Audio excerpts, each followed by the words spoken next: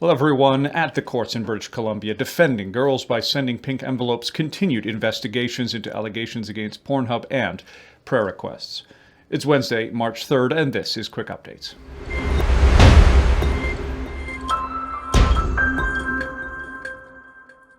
So some of my ARPA colleagues were in Vancouver for the church worship services hearing occurring this week that included several Reformed churches in the Fraser Valley. Here's Andre.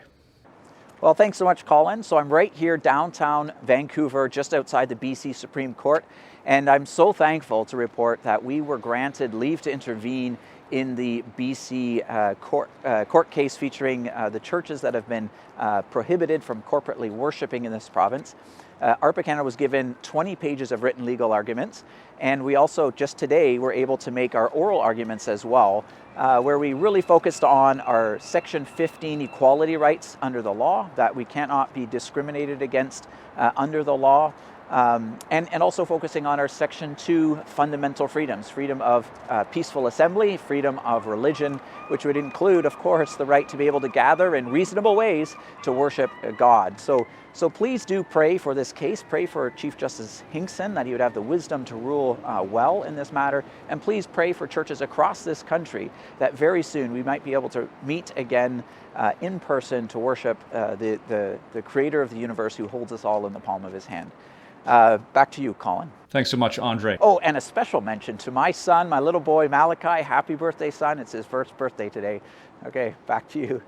The Pink Envelope campaign has been gaining traction. Here's a grassroots group taking part from Alberta. Hi everyone, we are the Edmonton Area Homeschooled ARPA Club, and this year we are doing the Pink Envelope campaign. The Pink Envelope campaign endorses Bill C-233 on sex-selective abortion. We challenge the St. Albert Canadian Reformed Church to meet our goal of mailing a pink envelope to every MP in Canada. We challenge the rest of the Canadian ARPA clubs to do the same. Thanks so much to all of you. If you want to learn more and take part in the Pink Envelope campaign to support Kathy Wagenthal's bill against sex-selective abortion, Bill C-233, you can go to weneedalaw.ca. As you know, we've been talking a lot about Bill C-7 on the euthanasia file. In fact, last week, we said that would be the final time that we would send an action item on Bill C-7. But thanks to your overwhelming response, MPs have continued to debate the bill. They're referencing large numbers of people registering their concerns with them. Go to arpacanada.ca/C7 to continue that push. Now, the House of Commons is on a break week this week, so I wanted to take a moment to bring attention back to the investigation by the House Ethics Committee into Montreal-based company MindGeek that owns Pornhub. An article in the New York Times in December brought to light serious concerns about the company's business model, profiting off of violent, degrading videos and even videos uploaded of underage girls and more. Under public pressure, the organization quickly deleted about 3/4 of their videos. Now, ARPA was able to submit a brief to the committee expressing our concerns and providing recommendations for the committee to pursue. Here's a quote. Canada's tolerance of Pornhub's business practices and the access to our children that we give to these types of corporations has been nothing less than negligent. We are together as a society culpable for the social harms of degrading pornography. While all of society must play a role in finding our way forward, Parliament must take a lead in addressing violent and degrading pornography. End quote. The government has promised to do something about it, either by amending current legislation or by introducing a new bill.